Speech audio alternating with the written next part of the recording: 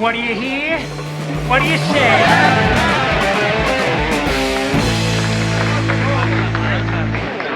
Accessibility to family-friendly content has always been a key factor for video game developers. Since its inception, gaming has always been viewed en masse as a hobby geared towards children and teenagers. Only until recently, however, has the industry been so widely treated with the same maturity that other mediums like film and art have long been familiar with. And I mean, I love a wholesome little time with some squeaky, freaky clean content, but I've always just kind of had my pick of the litter. My parents have never been very strict when it came to granting me permission to take home M for mature games, but I don't think they entirely understood what they were buying me. I think they still believed I was their little angel who could do no wrong, speak no evil, hear no beagle. Little did they know from time to time their little angel wasn't so squeaky freaky clean. In fact, deep down, he was truly a big bad boy #1. I'm going to hell, baby. I think that outside perspective that games were a children's hobby was a pretty accurate assumption. It's all literally an industry built on a baby's toy. So for the most part back in the day, developers weren't all that interested in shoving tits in a Mario game or having Link cleave a Hylian into. From time to time, though, developers had a tendency to be, well, ask Goey Wabbit. Whether it be Samus turning naked for a split second when she dies, the blood code from Mortal Kombat so you could bloody it all up, baby. There was always this looming intent that developers deep down wanted to give you the stuff mom and dad didn't want you to see. In games like Metal Gear Solid 2, you get to smoke a little stogie and look at bodacious babes whilst hidden in a locker. Nothing that's gonna force mom to shot put my PlayStation out the window, but these definitely would. Luckily for my parents, I didn't get around to experimenting with the survival horror genre when I was a kid because not only was Big Boy bad at fighting games, but he was a major weenie ass. Like, I get it. Resident Evil 1 is wacky amounts of dated, but once I booted the game up, I thought it'd be a good idea, I don't know, to try and open the front door.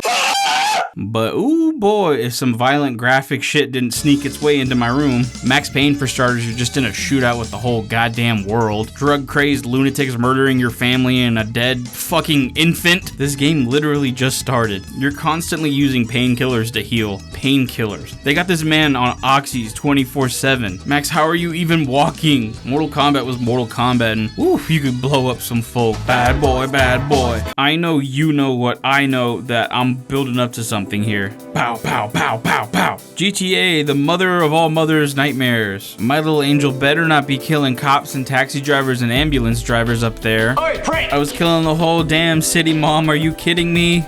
Bad boy, we got a bad boy on the run over here. He's big and he's very sensitive about his weight. But if you really want to talk about the solid snake of whizzing past parents' heads and feeding unassuming children some adult content, look no further than Conkers Bad Fur Day. I wasn't in the least bit expecting this game to be what it was. This cute little bastard is already getting slammered and puking his damn guts out. My man's getting torn to pieces left and right. Ah yes, blood splattered squirrel. What did I have to do a damn saying squirrel? I recorded that like fucking 6th time. But all that gore and carnage couldn't prepare me for sunflower yabos. There's like an uncomfortable amount of sexual it's not even sexual innuendo. This little orange bastard just straight up had sexual relations with this gigantic shapely cave woman. Oh good lord, please do not open the door, mom, I'm begging you. So as it turns out, it wasn't Conker that had sex with the cave woman, but the bee that had sex with the sunflower, which I feel like is a pretty innocent mistake.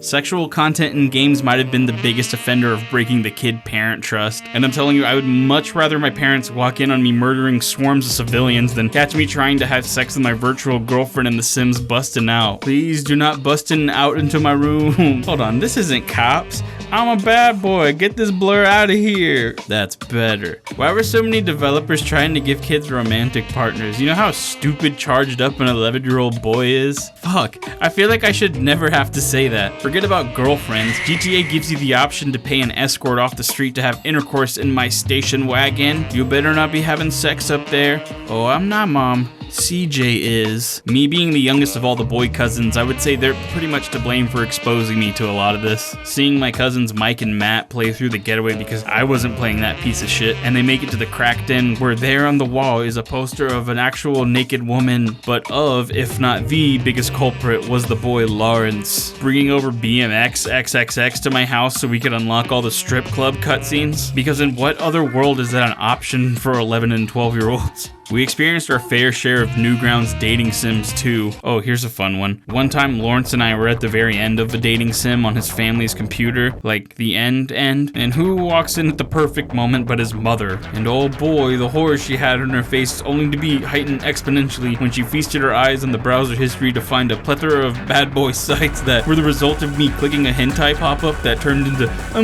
I don't know, 1 million fucking windows of hentai. I don't really know where I was planning to go with this. It was just so funny to me in retrospect. I mean, we were kids. Why was this stuff even being produced for us? The irony of it too is that bashfulness has never fully left me. And today there's even more games that attempt to get you in trouble with mom, albeit much more blatantly. GTA is basically a sex work simulator now. I fucking howl laughing, recounting the time the boys and I watched Judge Boosty repeatedly visit the strip club to receive lap dances in GTA for what seemed like a fucking hour. And I can't express the amount of primal fear I felt speeding through all the dirty tapes in Yakuza 0, just praying, please nobody walk in, please, oh boy, nobody walk in. So to all my little heathens out there, there's no need to worry, there's no need to fret. You're never alone, because it doesn't matter who you are, where you're from, at some point everybody's gotta set their inner bad boy free. Drunky bad boy out.